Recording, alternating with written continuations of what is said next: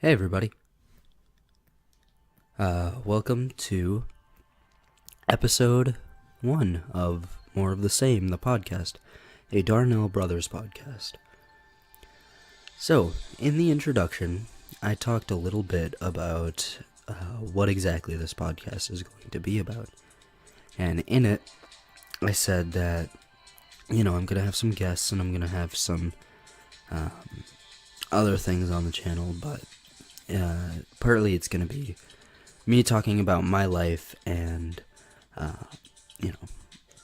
who I am and what goes on with my life. And I figured a good way to start this whole thing off would to be an introduction of myself. My name is Zane Bishop. I was born on March 24th, 2000. I know a lot of people were wondering about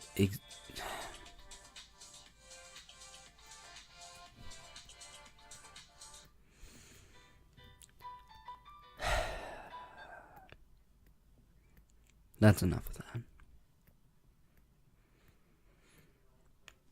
You know what, guys? I'm gonna be real with you for a minute. I am having my doubts about this podcast.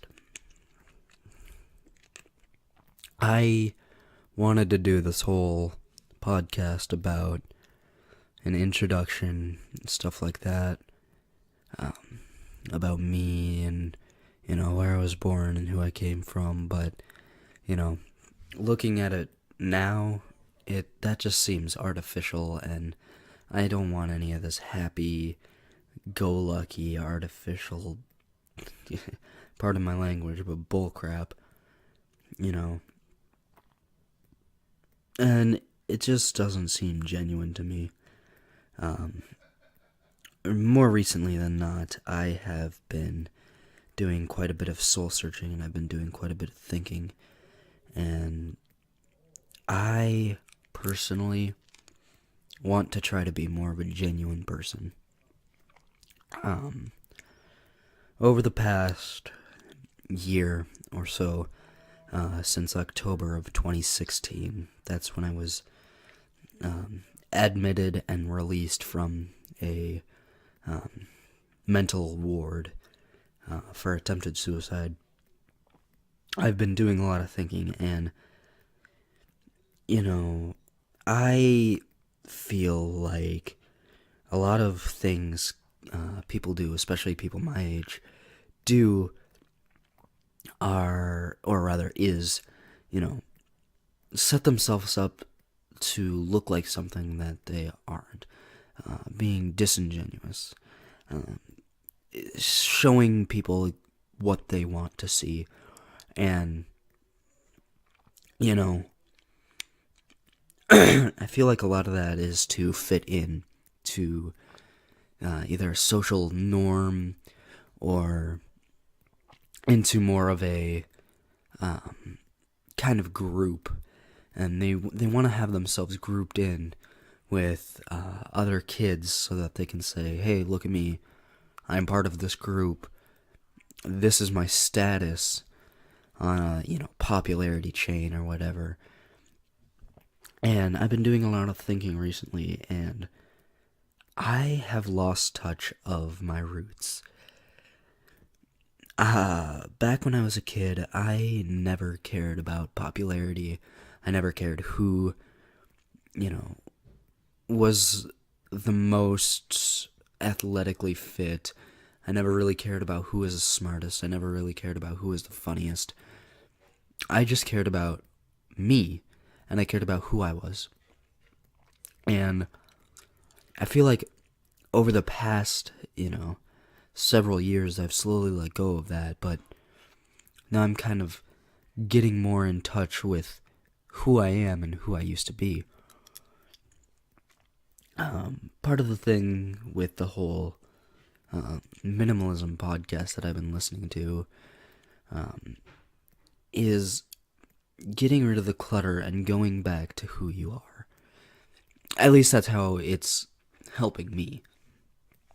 Saying, you know, and I'm sorry for saying a lot. I'm gonna try to stop that, but that's, is kind of like my or like, similarly, you know, and like I just did it again. It's my pause, and I'm gonna try to stop doing the pause. But essentially, over the past months, I have been kind of thinking a lot about who I am and what I want to be, and who I want to be and the type of person that I want to be. And, I was kind of laying in bed the other night and it struck me. I don't want to be the person who people look up to. And I don't want to be the person that people look down on. I don't want to be an example of what you should do right or what you should do wrong. I don't want to be the golden child, and I don't want to be the evil child. I just want to be me. I don't want to be constricted to a foundation that people set for me. I don't want to be withheld from what I can do by a stigma that other people have put around me. I don't want to have to uphold a certain level of dignity or respect for something that I don't care about. I don't want to be artificial, and I don't want to be manufactured. I don't want to be another carbon copy person. Sorry, I almost went into a poem that I wrote a little bit earlier about the school system. I might share it later, but like the first line is, Dear School Board, I know you want me to be a copy-paste, or a carbon-copied, pasted, sloppy version of a man, woman, or child, to be cramped into a confinement, a box. And anyways, I'll get into that later if I decide to go down that path, but I've just been thinking a lot. I personally deal, and Connor too, but I'm not going to share his stuff, that's his biz. I personally deal with quite a bit of self-perspective and depression, anxiety type stuff. And I'm okay. I have a good support group. I have plenty of coping mechanisms that are healthy and just good in general. But I do have a lot of that stuff, and it's there and it's present, and I sometimes ignore it, but I try my best to deal with the problem instead of just saying, oh, it's fine, whatever, just keep moving on. But in my past 6 months, I've learned a lot. And I say 6 months because that's when I had my surgery. I feel, or actually, my surgery has been, wow, almost like 8 months. I feel so happy and so grateful to be alive. I've had one close friend and one acquaintance, but still people in my life die that were my age. I'm not going to share their names out of respect. But, going to one of their funerals, and seeing him laying there, the morticians try to put makeup on them to make them look more lively, but you can tell that they're gone. And the other one, I didn't even know that they had passed away until one of my friends from this camp that we both went to said, "Oh, yeah, he passed away. I didn't even know." And that just kind of shocked me, but it also put some things into perspective. Young people, and I say young people as kind of like a generalization, not everybody, but a lot of young people have this immortality complex. They think, oh, I'm young, nothing bad can happen to me. And the majority of the people that think that typically don't have a medical condition. There are some kids with medical conditions that think that, but a lot of kids with medical conditions understand mortality and understand death, and those people that talk about it are often labeled as morbid, or kind of dark. But that's just not the case. We just understand death, and we understand, everyone is going to die. And see, I say stuff like that, and people get kind of either weirded out or their skin starts to crawl because they're not used to hearing people say that. They're not used to, especially people their own age, they're not used to hearing people say, "Yep, right now I'm alive, and I am grateful to be alive, but I might not be alive tomorrow, or the next day, or the next day." And I think a lot of that kind of stigma around talking about death is people are afraid of it. People are afraid that they die, and they're afraid that other people die. And people think, we gotta be kind of hush-hush about this subject because we don't quite understand what's beyond death, and that's a whole different subject on its own. I might do a podcast all about that, but don't count on it. But anyways, I guess all I really wanted to say is, like, getting back to my original point, I am trying to be more positive, and I'm trying to look at life less with a someday I'm going to die outlook, and more of a I'm glad I'm alive today outlook. Kind of a more glass half full than anything. And I've kind of realized that you can't force happy. A lot of people try to, and a lot of people think, oh, I am surrounded by things that bring me monetary value, but not very many things that bring me either spiritualistic or what's the word? The value to yourself, essentially. I recently have gotten rid of almost all social media platforms. I've kept two. One is YouTube, and the other I will remain anonymous for now. I got rid of Twitter, Facebook. I kept Messenger though, because that's a communication tool for me. It's the only way I can get a hold of some people that I care about. But I deleted Twitter, Facebook, Snapchat, and Instagram.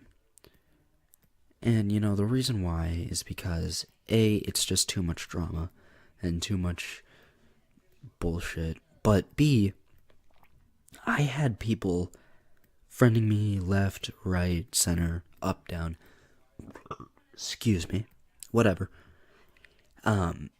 Just friending me all the time. And one day I looked into my Snapchat like contacts, I had well over 60 friends.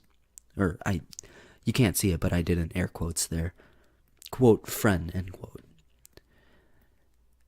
And I looked through the contacts and I realized of these, 60, 70 people, I only knew about 12 of them in person. And of the 12 that I knew in person, I only had about 5 that I would actually consider a friend. And I kind of looked back in Facebook too, and I was like, the same thing there. And then I looked at Instagram, same thing there.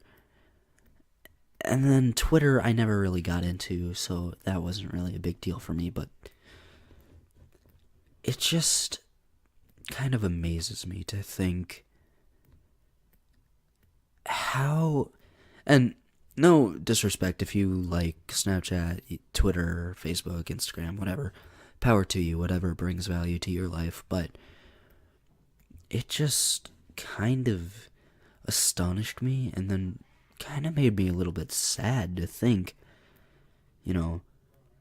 how lonely does someone have to be to sit and scroll on their phone all day without looking up? And I was actually stopped buying a gallon of milk from the local Cub. Not sponsored.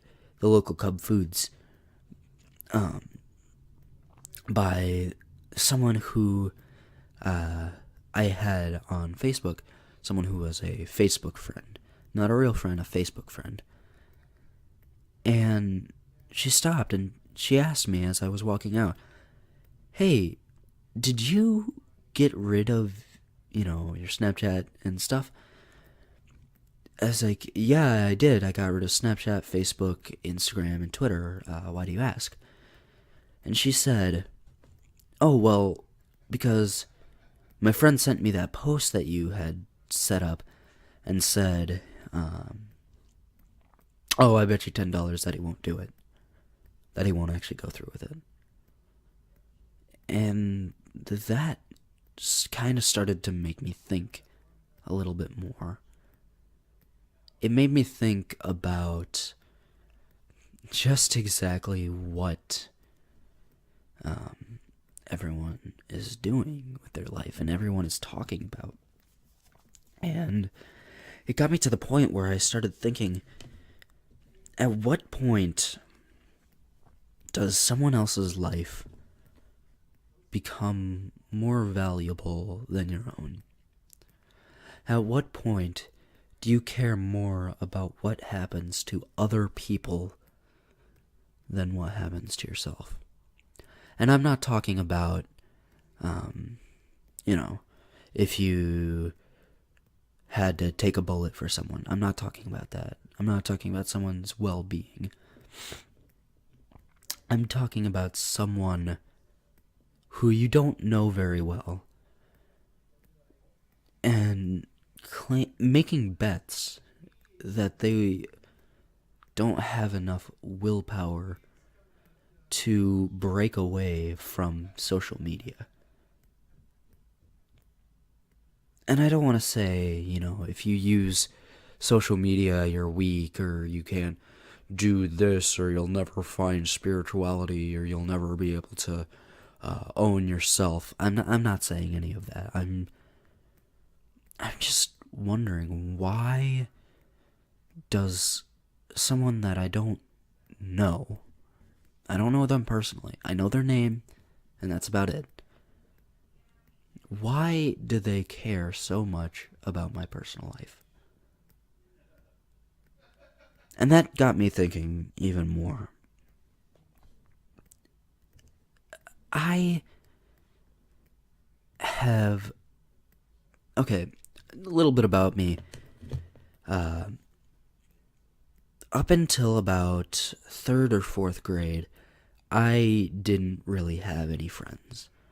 And I'm not saying that like, oh, pity me, feel sorry for me, I didn't have any friends. I'm not saying that at all. I'm telling you this to kind of paint a picture. Up until about 3rd or 4th grade, I didn't have any friends. And people just didn't like me. And I think part of that is because, and that still kind of goes today, I feel like some people, especially kids my own age or kids younger than me, kind of are afraid of me because I have scars all over my body. I usually hide them with shirts and long pants, long sleeve shirts and long pants. But I still have scars all over my body. And it wasn't only until recently that I started to hide my scars in public more. And my scars aren't self-harm related. I don't believe in self-harm. I've never really felt the need to self-harm. I find that I have enough scars on my body from medical conditions as it is that I don't need any more. So I don't have any self-harm scars. But I do have a lot of medical scars. And medical scars look gnarly.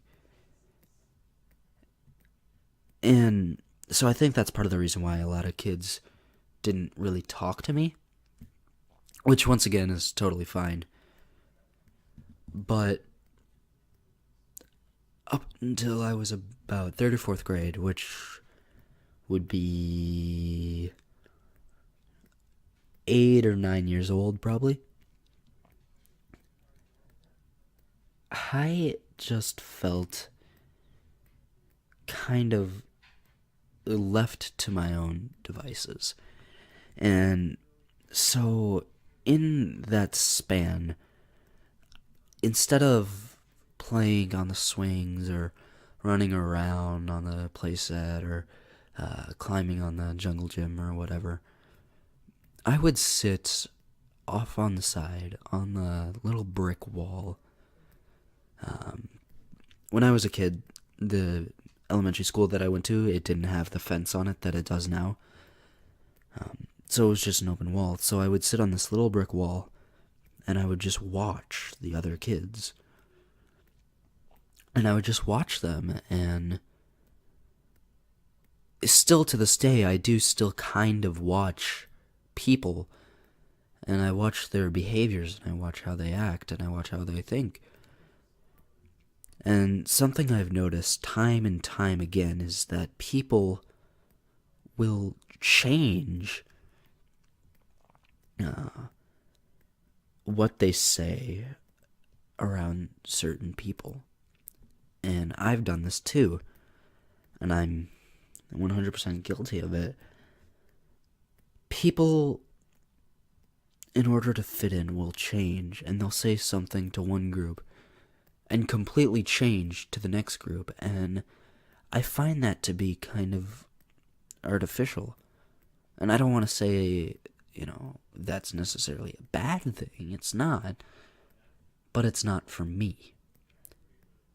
I have been thinking a lot about it, and I want to be as real as possible. That's why I deleted my social medias. That is why, because, a picture of something that I drew, or a song lyric that I quoted, does not represent who I am. A 3-page post about me ranting about some political bullshit, sorry for the language, that does not define who I am. That does not justify someone to say, this person is this way and this thing proves it. Posting a picture of a suit doesn't mean that I'm rich. Posting a picture of a paintbrush doesn't mean that I'm an artist. Posting a song doesn't mean I only listen to that band. And a lot of people think that it does, and a lot of people think this person is this person, and this is why. It's like it's like if A, then B, because C. If this person likes Green Day, then they'll like Blink-182 because they're in the same genre. Which isn't always true. I love both bands personally. I used to have keychains for both. But it's this very one-dimensional, very linear track mind, and I'm trying to break that. And I'd say it's going all right so far. Anyways, that's really all I wanted to say for episode 1.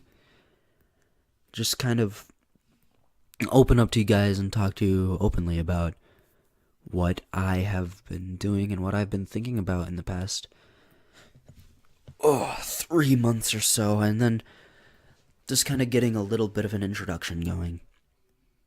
Anyways, guys, I apologize for the background noise and I apologize for the background clutter.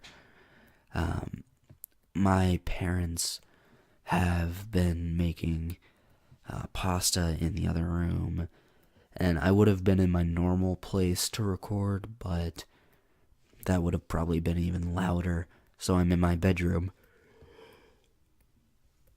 And I'm just trying to record. Sorry, I had to yawn there. I'm just trying to record a half-decent video, or half-decent podcast. So anyways, guys, that's all I really wanted to say. I'll see you in the next podcast. Take care, baby bear.